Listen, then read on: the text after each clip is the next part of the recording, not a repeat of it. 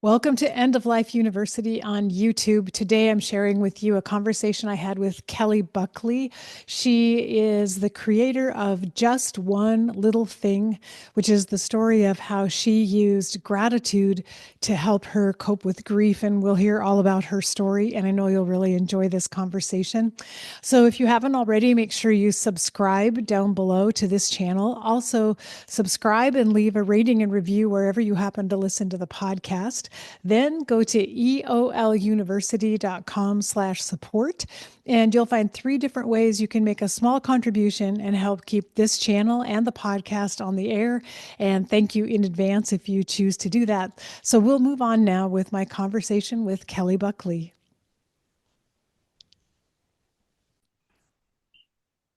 Today, I'm so very happy to welcome my guest, Kelly Buckley. Kelly is the author of Just One Little Thing and Gratitude in Grief. She started her career as a registered nurse, but has now turned to nurturing other souls as an author, speaker, and the host of an online community called Just One Little Thing that has a loyal following worldwide. Her story of journeying from the depths of grief by clinging to gratitude has inspired tens of thousands of people, and her writings have been featured on such respected sites as Maria Shriver, The Huffington Post, Open to Hope, and Hello Grief. And I had the good fortune of being a guest on Kelly's podcast as well, which is, tell us the name of your podcast. I forgot to write it down. It's Broken Beautiful Me, Stories of Hope, Gratitude, and Resilience. That's right. It's beautiful, lovely podcast. So that's how I met Kelly. And I decided I just had to bring her on as a guest on now on my podcast. And you can find out everything you need to know about Kelly's work at her website, Kelly Buckley, BUCKLEY.com. So, Kelly, welcome and thanks for joining me. Oh, thank you so much for having me. I was so excited about just continuing our conversation. Me too. It was just a wonderful discussion we had for your podcast. So I think both of us have been excited. And I wanted to mention to the audience and show this.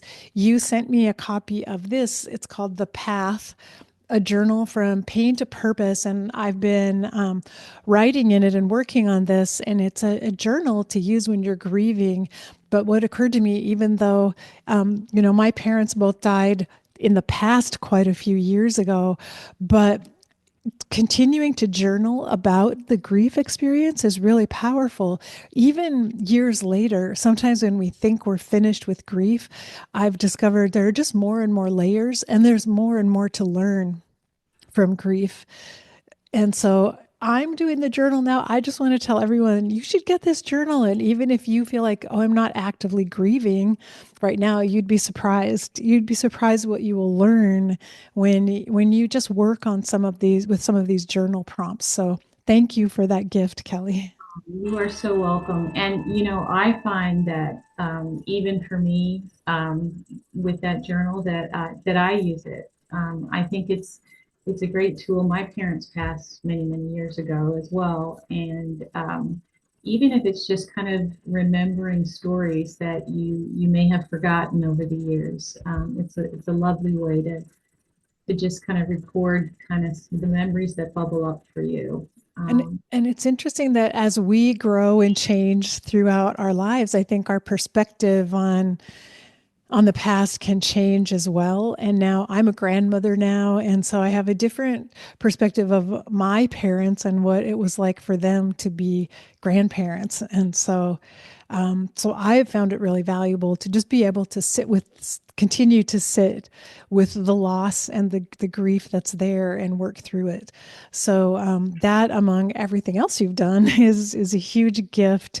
And I thought we should begin by just asking you to share your story of loss and kind of how your own grief journey began, if you would, for the audience. Absolutely. Well, my own grief journey began on the first day I became a mother. So my son Stephen was an identical twin, and his brother Matthew died shortly after birth. And so from the very first day of motherhood, I was presented with this life lesson, the balance of happy and sad. Stephen, so because they were twins, Stephen was premature. He's very, very tiny, but he's a fighter and went on to be, quite an athlete. And he was going into his senior year at NC State University, and that was in 2009. And he had played hockey a couple of nights before and had taken, he was a goalie, and had taken a puck uh, to the chest underneath his chest protector. And, to be honest with you, he had been hit with thousands of pucks over all the years that he played hockey. But for whatever reason, at this point, he had developed a clot. And so on the 4th of July in 2009, which was a couple of days after, he was swimming with friends and celebrating the 4th. And from what we can tell from the medical examiner, through a clot and then subsequently drowned. Oh, So that was, that was the moment that changed everything for me in my life. I had Stephen when I was young, and so our relationship was very deep. And I learned. Sometimes I think I learned more from him than he ever did from me. And so to say that I was shattered into a million pieces was an understatement. So that's what really started it, was getting that call, and then life changed forever. yeah. Oh my goodness. It just seems unimaginable to me as a mother myself in so many ways when I hear such a story of, and I always wonder how you could ever survive it and ever actually get through it, which maybe you wondered that too at the time, how you could go on. I really did. As you mentioned in the introduction, I started my professional career as a registered nurse, and I progressively moved into management. And one of the roles that I had was strategic planning. So I was always the person who I was the person who came up with plan B, C, D, E, and F, of what could Hmm. potentially happen. And that was, I can honestly say, that was the first time in my life that I didn't have an answer for anything. I didn't know what to do. So I really just, kind of had to surrender to that moment, because I didn't know how I was going to move forward. Yeah. There's something that really touched me in your book. Just one little thing that I read was the story of you and your husband drove to the lake where Stephen was. So you had a long drive, 8 or 9 hours to drive to get there in your shock and grief. And just tell us about, I mean, there was what you called you called it the pilot car that somehow was with you on that journey, and that just really spoke to me. Well, I am a big believer in signs that we receive from our loved ones. And I've had so many examples over the years that there's just no denying it in my mind. But on that first night, we had received a call. I actually answered my phone, and it was from Stephen's cell phone. So I thought it was him calling to chat, because we chatted lots. And so I said, "Hey, you," when I answered the phone, and it wasn't him. It was the park police explaining what had happened.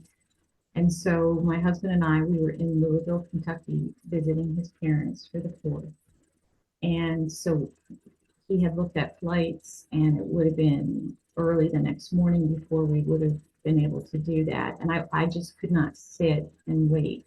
I said, "No, we're going to get in the car right now. We're going to drive." And it was 9 hours. And it's funny because when we drove up, my husband and I had these big chats. So we didn't even turn on the radio. The whole drive up, we were just chatting about this and that. So, but on the drive to the lake, um, I turned on the radio to try to just kind of keep it together, to kind of keep my mind focused on the road and you know the journey ahead. And Stephen had borrowed my car, and he had the CD in the Forerunner, and it was all his music. And so Mm. we were driving, and it just felt like he was in the car with us. All this beautiful, and he had such eclectic taste in music, like everything from classical music to country. He loved it all. And so I was listening to this music and driving, and it was raining. And of course, the 4th of July celebrations were happening in all the communities that we would pass. So I would see the fireworks going um, off each exit. And I would think, well, they're welcoming him into heaven because he was such a special boy. Um, but what was amazing to me is it was probably a couple hours in, I noticed this car.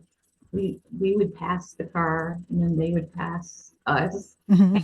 the whole way, the whole 9 hours. Just think of that. This car stuck with us. And on the license plate of the car, my husband and I said, the license plate is one lifetime. So the backstory to that was Stephen, in his first week away to university, went and got a tattoo, unbeknownst to me, you know, and I we went up to visit him um, a couple of weeks later, and so he announced that he had this tattoo, and he showed me, and it was large, like it was big, and he had never went for a tattoo before, but the tattoo had this apple, which is now the Jolt apple. I keep that apple in remembrance of him. And below it, it said one lifetime. And one lifetime actually came from the Phantom of the Opera because he loved the Phantom. Mm. And and so this car all through the night is kind of keeping pace with us. And it says one lifetime. And it was like this message from him. So it was 9 hours of listening to his music and looking at that license plate and realizing that he was right there with us. I just really felt in my heart that he was right there with us for the entire drive. Wow. I was just thinking of what a pilgrimage that was in a way, the drive, and also a blessing in a way to have that time, that almost time outside of time in a way when you're driving in the car, and to be in that space hearing his music, and that had to be so incredible, being held the entire time by this other car passing you, you passing them, but being right there on that road with you with such a profound message. I have goosebumps just to think of that, but that what an incredible beginning to this long, long journey of grief that you've been on. But that was your entry, that was your initiation in a way, that pilgrimage. It really was, and I have to say, when I reflect back on it now, all these years later, I'm really thankful for those 9 hours. Um, because it was almost like I did a life review of my time with him on that drive, um, and all the beautiful moments that I had with him, and all the ways that he touched me and touched other people. And I thought about him being reunited with his brother, um, because what was interesting is throughout his life he gravitated towards twins. And he did not, we had talked to a child psychologist about the best time to explain that to him, because we never wanted him to feel some sort of guilt or anything. So but he came out and asked me about it. He was 13 years old and he was playing on a baseball team. And his two best buddies on this team were identical twins. And we got in the car after practice and he looked at me and he said, Mom, there's something about them that's like me. And I knew that that was the moment. That was the moment that I would tell him. So in those 9 hours, I thought about the reunion that they must be having, and that gave me some measure of comfort. Mm. Yeah. Oh, as difficult and challenging as all of it is, looking back, you can see these little moments in time, almost like a little oasis or a little lifeline or a thread that sometime somehow came through for you to hold on to that just helped you from one thing to the next to get through it. That's exactly right. I really feel like he he gave us what we needed in that moment. He was right there with us and he gave us what we needed to get through that moment until we got to the lake. And that pace car stayed with us right up until the exit to Jordan. Wow. Wow, that's really incredible. Well, I'm curious about what inspired you to begin practicing gratitude as part of your grief journey or on your grief journey as I guess as a tool to help you cope. Well, it's interesting because it wasn't it wasn't thought out. I didn't have some intellectual epiphany about this being a good thing for me to do. I always describe it as I felt like there was a whisper in my ear, and whether it was God or spirit or whatever you subscribe to, I felt like it was a gentle whisper in my ear. I knew in my heart that if I didn't start looking for the blessings that still remain, that I would be lost. I felt like I was standing at the edge of an abyss, and I had to make a choice right then and there because I knew that if I didn't if I didn't grasp onto something, that I would be lost forever. I just knew that in my heart. And then it turned out to be gratitude as a practice, which will say it took me, it was many years into my grief process after my father died by suicide. Um, and weirdly, I was standing on a bridge in Florence, Italy, that goes across the Arno River, and it's called the Grazie Bridge, which means thank you, and or thanks or thankfulness or gratitude, the Grazie. And that bridge every year in Italy, they have a ceremony that is both a ceremony of grief and gratitude on the bridge and throw wreaths into the water because it's to commemorate the flood of 1966, which took a number of lives and also destroyed artworks.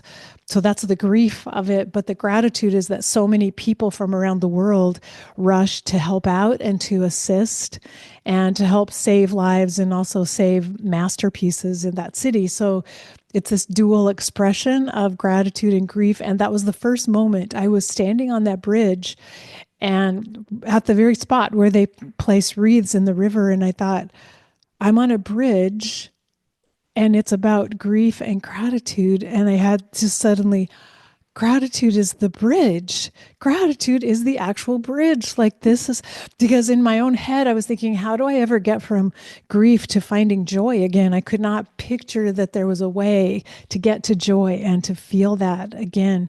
And in that moment, it's like, oh, wait. Gratitude is a bridge.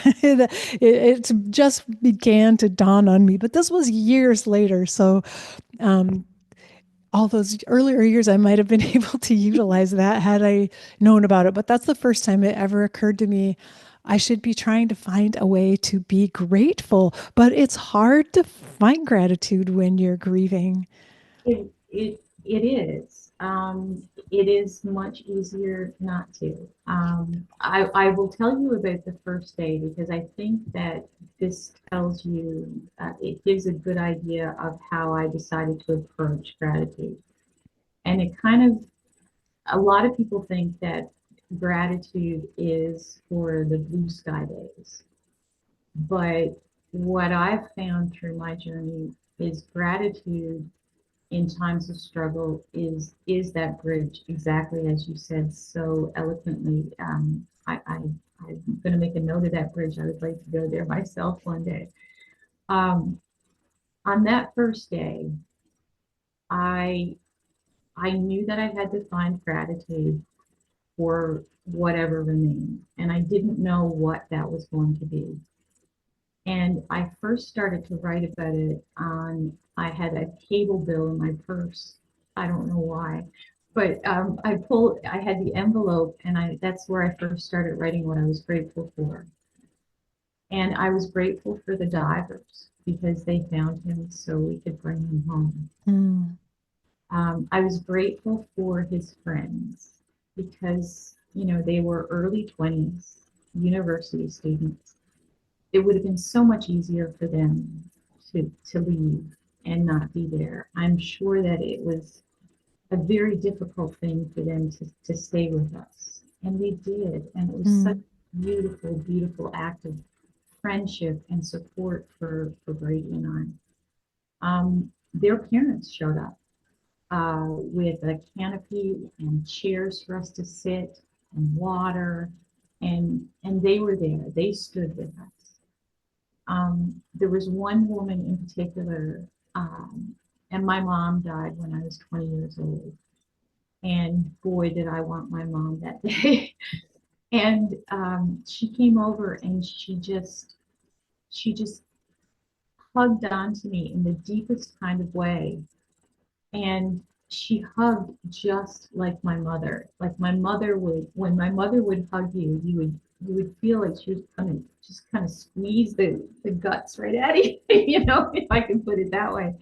She was just the best hugger. And this woman, she replicated it on that day. And it was just like my mom sent me a hug. And so I was thankful for that. Um, the kindness of strangers, uh, the couple who owned the funeral home. So on that first day, the absolute worst day of my life, I was able to find all those things to be grateful for. And so I I knew that I had to hold on tightly to that because that was what was going to help me survive. And I had a younger son that I had to think about. So I knew that I had to keep doing mm. And oh, that's such a good point because I mean, I could imagine, I can actually remember thinking, well, whenever I have a good day, I'll be grateful for that. I'll be grateful that I feel better one day if that happens. But you're so right to be able to find the things that we can be grateful for, even in the darkest of times. But you have to be aware, you have to be looking for it, but they're there. There are things there that we can be grateful for. it. Absolutely. Absolutely. And I think I always like to say it doesn't, the approach that I took, it didn't change the pain of the loss. Mhm. And I still had to go through all of the journey of grief. But I do feel that it did alleviate some of the suffering. It did allow me to see, there's still goodness around me. I am struggling to get out of bed, but there's still goodness around me. I And, cry when I go to the mailbox, but there's still goodness around me. and when you're recognizing just the kindness of strangers as you did of people who show up and who are there, it would be easy to miss that and not recognize that kindness and the love for you is there around you. And so it's such a good reminder. If we stay open to it, we'll be able to find those little moments. Well, and I think too with the practice of gratitude, when you are actively looking for something to be grateful for, you're in the present moment. So you're not thinking about the regret of the past, and you're not thinking about the worry of the future. You're right here and right now. And in the present moment, you're okay. And so it's a really great way to anchor yourself. Mm, And so that's what we did as a family. And that's what my younger son was 11 at the time. So that's what we tried to do as a family. We tried to normalize grief, but we also tried to make sure that we paid attention to the good things that were still happening. mm. And I know just from learning some brain neuroscience that once we begin to focus on something like gratitude, the brain actually learns to look for it more easily. So if you take it up as a practice, it starts to come more and more naturally to spot gratitude, things to be grateful for, just because we're actually training the brain to look out for it and watch for these moments. That's so true. I think that we are learning more and more about how our brain responds to gratitude. I mean, 20 years ago, nobody was really talking about positive psychology. And now it's a whole new field that's so exciting where people are looking at how we can change our neural pathways and how we can affect how we approach each day by bringing it into practice. I'll be honest, I fell off the wagon a few times, Mhm. and I had to kind of bring myself back to the simple things. I think that we're all human and that happens. But I knew the power of it, so I was able to return to it. Well, how did you come up with, I guess I could call it a tagline of just one little thing, which I love. I love that concept. Like, but gratitude doesn't have to be huge, something major that happens. It's just one little thing. Well, honestly, it was because I knew I wouldn't be able to find a big thing. I mean, it was as simple as that. I knew that if I was looking for a big sweeping thing to be grateful for, I was not going to be able to continue the practice. So I had to break it down into small little pieces. But what I would talk to my son about is, we find one little thing today and one little thing tomorrow and the next day and the next day, and we're going to tie all of those together. And it's this is going to be the rope that guides us back to the light. Hmm. Wow. I just love the power of that. And also the continuity of it, that it goes on and on and on forever. So you're still just tying on one little thing every day to that chain that you've been making all these years. Yeah, and my son, who is 28 now, he it's very interesting for me as his mom, all these years later, to watch him reframe situations and look for the positive. So it's kind of ingrained in who he is as a person. And I think if there's one big thing I can be thankful for, it's that. Because I was so afraid that I wasn't going to handle this correctly and I was going to mess things up as a mother for him, because he deserved a happy life. Yeah.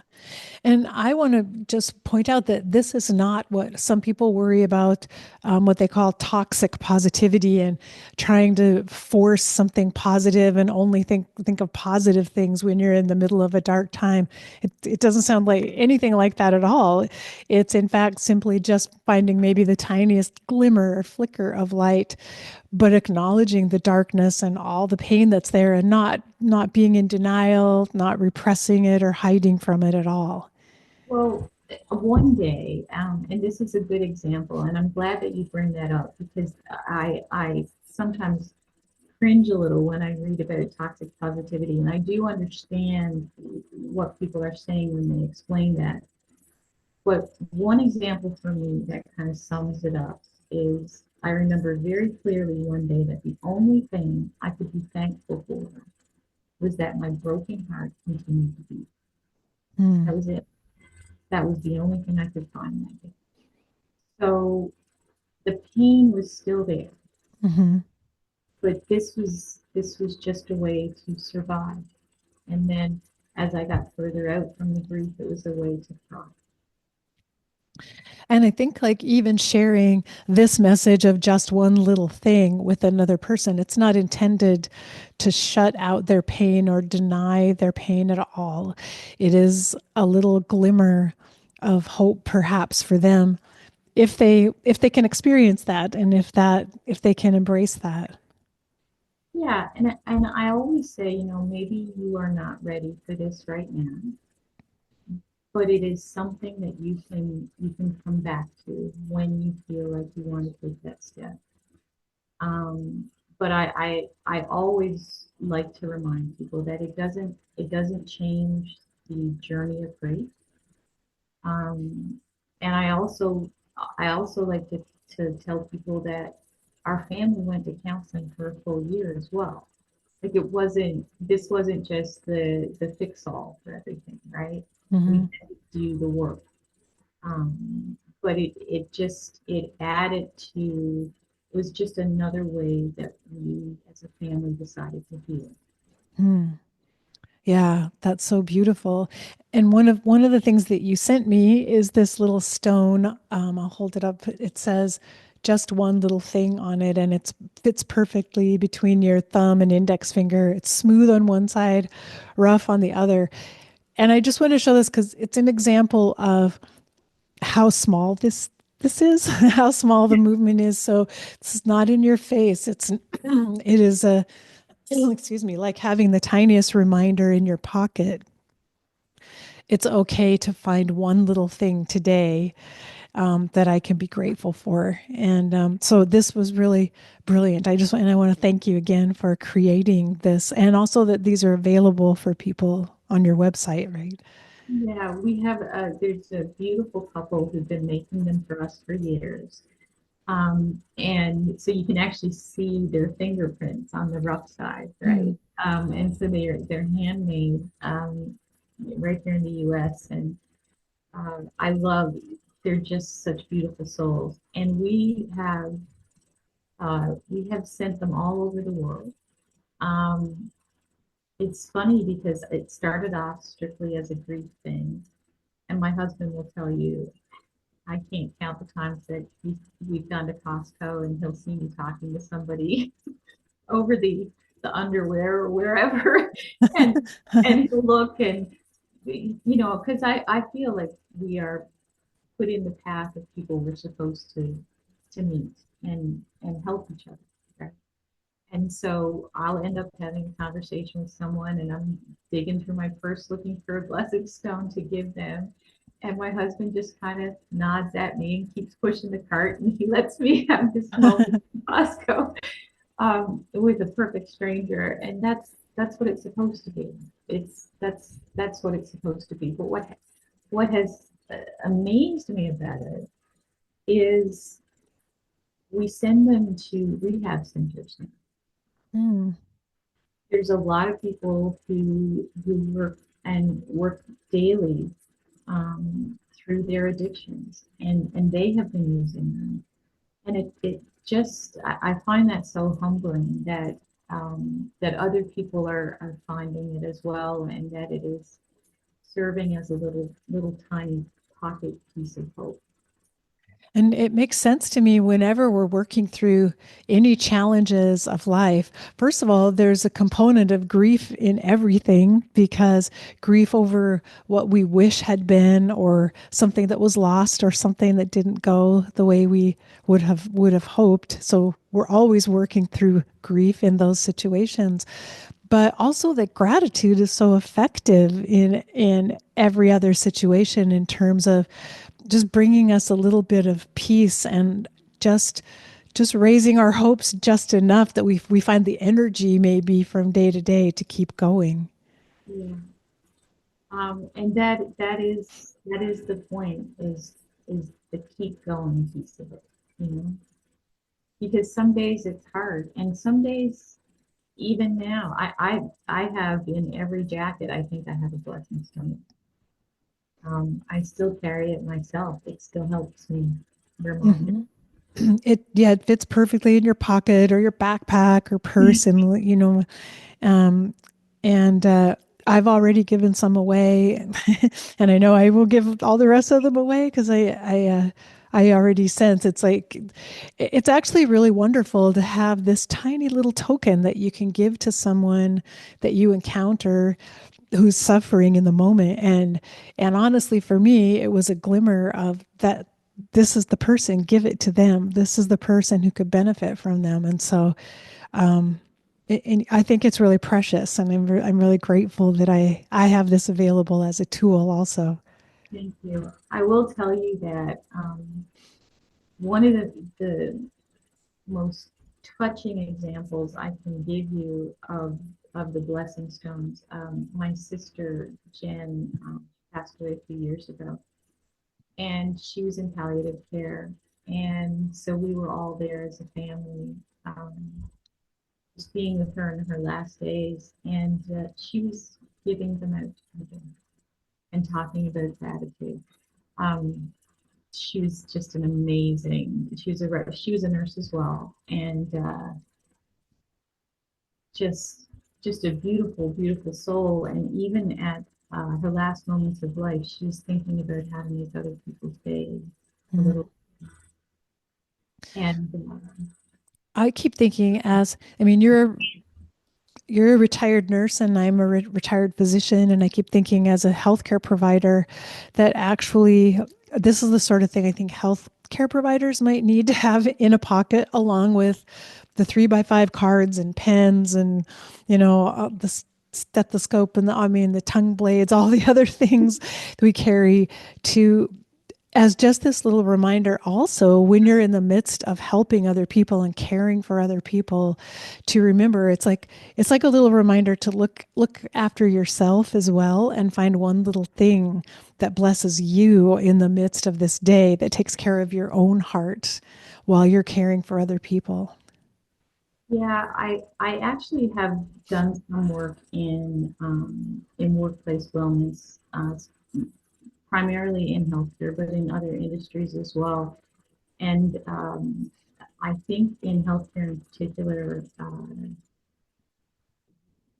we need to be better at self-care and taking care of ourselves. We see so much. And, in that moment, our responsibility is to extend care to another. And so often at the end of a long shift, the last thing we want to do is think about how can we take care of ourselves. We just want to fall into bed or turn on the TV and just kind of forget about the day. So I do hope that the message of just one little thing that I can continue to talk about that with the healthcare professionals. Yeah, yeah. I would love to see that. And I also, I mean, as you and I are recording this, we just passed Mother's Day.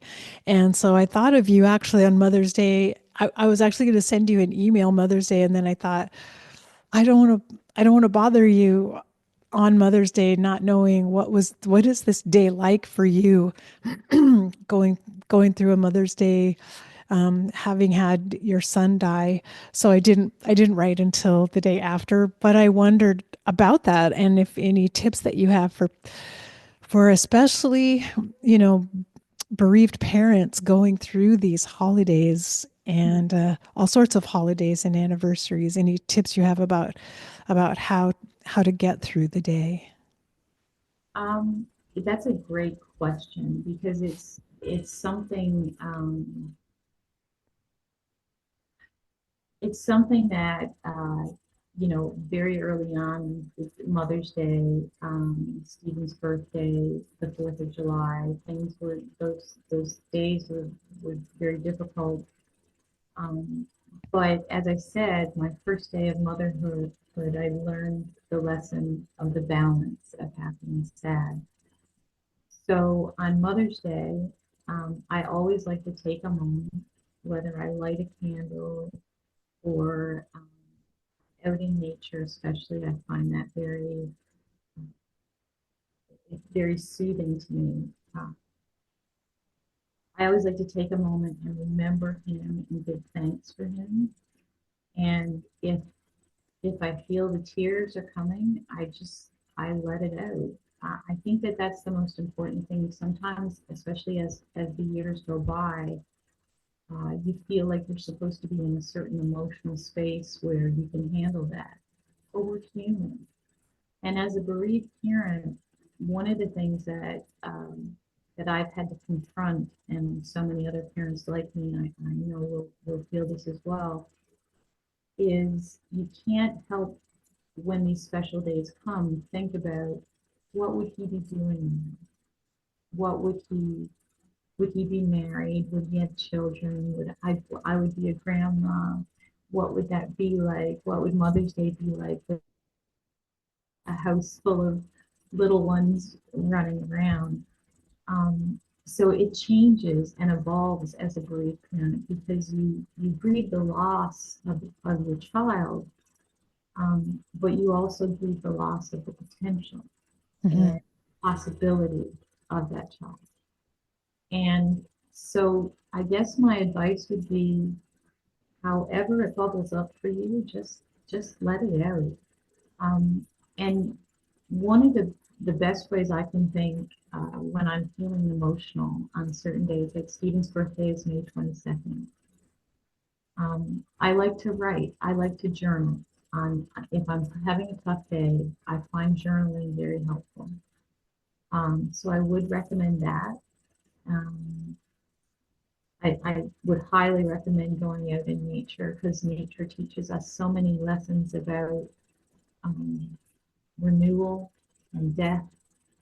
And, my husband and I are redoing part of our garden right now. And one of the areas of the garden, there was an Asian pear tree and it was just being choked by this vine, all these vines. I live in the south.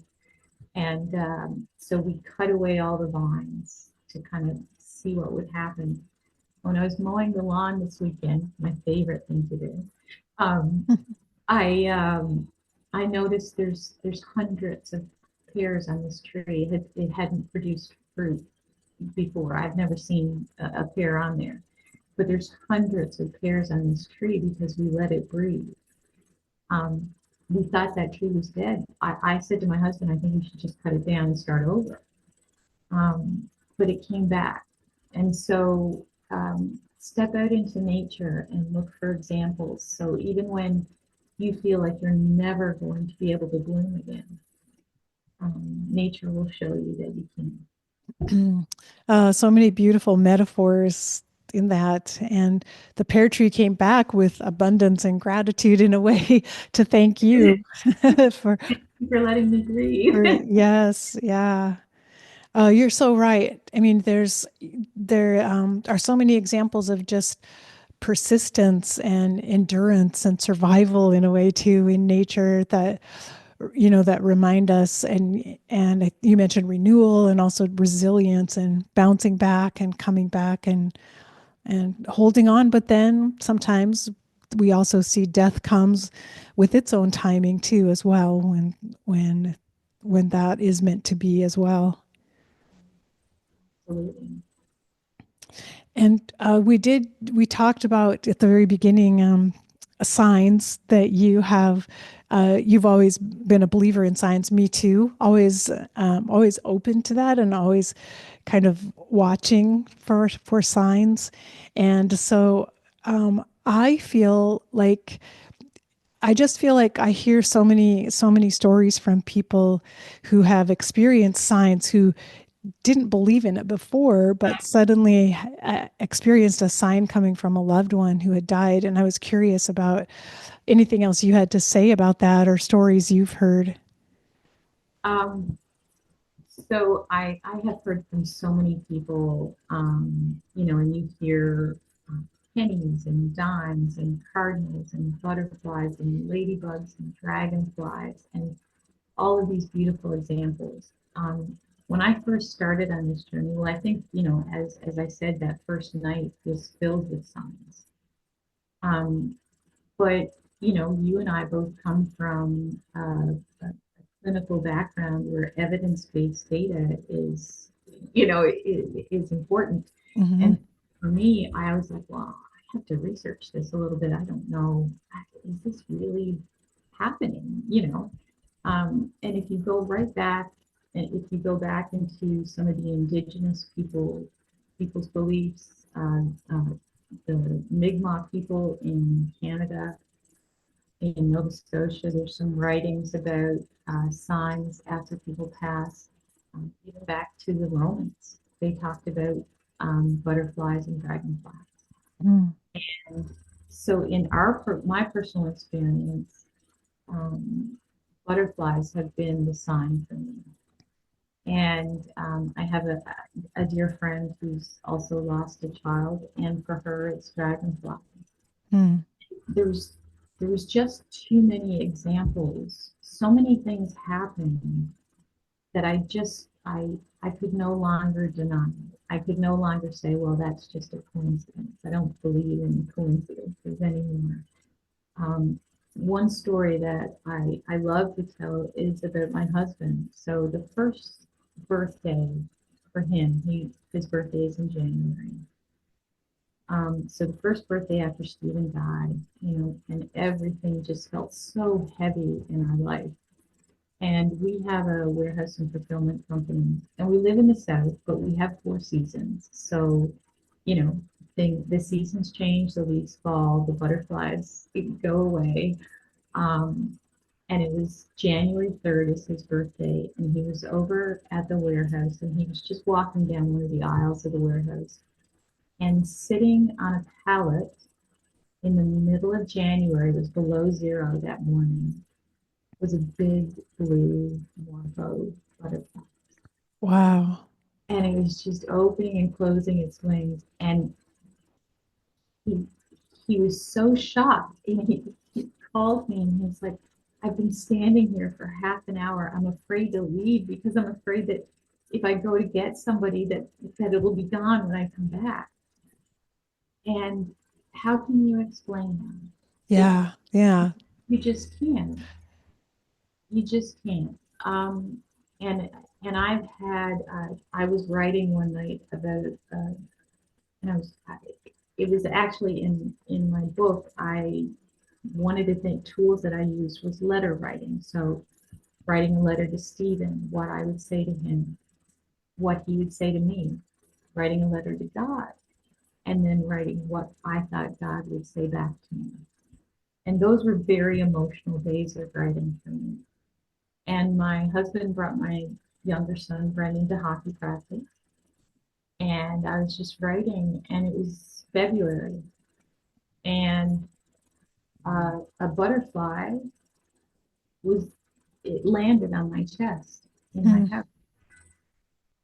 And so I'll be honest, I had to pee, but I wouldn't get up because I wanted to go away. And so my husband and Brendan came home, and they said, what are you doing? Because it was, by that point it was kind of late. And I was like, well, I couldn't get up out of the chair because I wanted this guy to be here when he got home.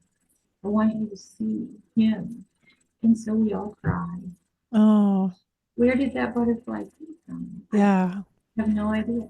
I mean, it's beyond our rational explanation, and we, at the very least, we have to acknowledge it's a mystery, and that's amazing. It That's incredible. and it was, it came at a moment, and this is why I believe so, you know, I believe our loved ones who have passed just want to show us from across the veil that they send us all the love and they are okay. And I was at such a low point. writing very emotional things, processing a lot of deep grief. And it was as if Stephen said, I know you need this right now. Hmm. So I am. Yeah. So we got up in bed and my husband said, "Oh, this was quite a night for you." And I said, "Yeah, I was talking to a butterfly for like 2 hours."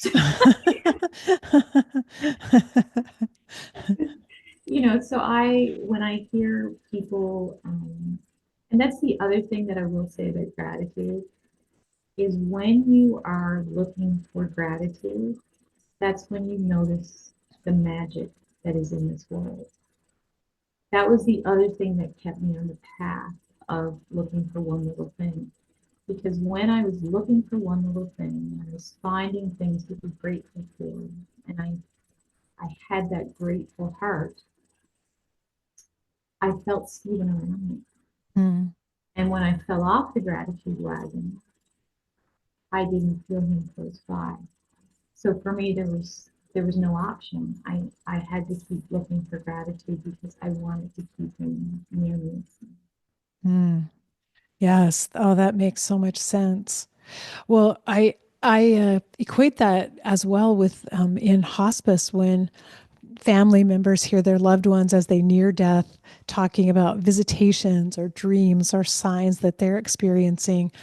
That anyone out there listening who feels skeptical, like I just can't believe that any of this is real, because it's hard to believe if you've never experienced it yourself. It may be hard to believe, but I would ask at the very least keep an open mind, because the things that people have seen and experienced in this realm are life saving and life changing, and allow people the grace of having their own experiences, whatever they are, without feeling that you have to comment on it like, that's not possible. That couldn't be. You must have imagined that. It's not necessary to like make those comments. Just allow people to have their experience and let it be what it is. I would agree with that. And I remember as a nurse, I was sitting with a man who was close to passing, and his son was traveling to be with him. And so my shift had ended, but I didn't want to leave him alone. I wanted to stay with him until his son got there. And I remember him looking in the corner of the room and saying, "Do you see them? The angels, they're so beautiful." Um, and I think about him to this day. I just think there's so much that we humans don't understand in our human form, and I think even if you don't necessarily buy into it, just to be open to it, and as you said, to give people grace if that's something that they believe and that's something that gives them comfort. Hmm. Yes, yes, absolutely. Well, I wanted to mention again your books, Just One Little Thing, and also Gratitude and Grief. And then the journal is called The Path, a journal from pain to purpose. And to make sure that people visit your website, kellybuckley.com, and also listen to the podcast, because if people are looking for, I would say, like heartwarming stories of hope and possibility, even in times of pain and darkness, your podcast is just a beautiful inspiration. And so I would really love to have my listeners subscribe to your podcast and listen to that as well. Oh, thank you so much. It is definitely a labor of love, that podcast. I've wanted to tell other people's stories for years now, and I just feel so privileged to be able to meet some of the beautiful souls I have. And I want to thank you because I said to you on when we talked last time, I've been listening to you for years, and you Mm. have given me so much comfort, and your work is so important. So I want to say thank you to you. I'm very grateful to you. Oh, well, thank you. Well, I mean, we're coming full circle. We're both fans of one another's work, and it's so nice. I'm forever grateful for the people I get to meet by doing this podcast and interview and connect with. And sometimes those connections are just so powerful. It feels like, well, this will be a lifetime thing. Like we'll stay in touch and we'll follow each other and I'll always be hearing your stories and I'm so happy to know that. Me too. Me too. Now we're friends. Yes, yes. So are there any, let's see, you still have an online community called Just One Little Thing. Is that something people could investigate on your website and learn about if they wanted to be part of it? Yeah, so the all of the information about Just One Little Thing is on the website. The Facebook group is just facebook.com/, just one little thing. I think there's about 130,000 people in there from about 50 different countries. And what I love watching is I love watching members not talk to me, talk to each other. I love that they connect to each other on their own. They have a similar story and path, and so they comfort each other. It's the most beautiful thing about that group. So you can find that on Facebook, and we're actually working on an app right now where we can Oh. provide some resources for people who are grieving that they can just have at their fingertips and look at in their leisure. So I'm excited about sharing that as well. Oh, be sure and let me know when that comes out because I'd love to mention that and help promote it. But and old school on the as opposed to an app, these little stones, just one little thing. Um, amazing little gift to have on hand to give to other people, and people can order these on your website. Yes, And yeah, they are on the website as well. And with the journal, with the path for people who are, I guess, more advanced with technology than I am, you can download the digital version of the journal if you have an iPad or whatever, and you can write in the journal right on your screen. So oh, that's um, nice to know. I don't know how to do that, but apparently other people do. So I'm the pen girl. You mentioned the letter writing because that's what I've been working on in this journal, um, and uh, and I'd never done this before. I wrote letters to my use. The one of the categories is messages from heaven. I wrote letters to myself from my mom and from my dad, who it happens that the anniversary of my dad's death was on Mother's Day. So I had both of those things going on at once. And that's what I meant. It's just still so powerful years later, to do that exercise and feel that connection and the communication happening. Yeah, and you know what's beautiful about letter writing is that you can return to it. I did that, and I decided to put those in the book because I just felt like it was something I wanted to share with other people, not necessarily the message, but the idea for them that they could do it themselves. But I have gone back and completed that exercise again a few times over the years, and each time it was different. Yes, yes. I was thinking that today. Like if I do this in a few years, it'll be a different letter. Yeah, which is the beauty of it because we're working through as we grow, right? And we uncover new things and come to new conclusions and find new peace. Yes. And Kelly, thank you so much for so beautifully embracing and embodying your own grief and then using it to help all the rest of us and so many people and reminding us that all it takes is just one little thing, just one little act of gratitude. And amazingly, something so tiny can be the thing that changes everything. And so I'm really grateful to you for the message that you're putting out to the world. No, thank you so much. I really appreciate it. Thank you for giving me an opportunity to talk with you and your audience. You're so welcome. It's been wonderful. Like I want to do this every week, have a conversation with you. So I'm sure we'll be in touch again. Yes, we will.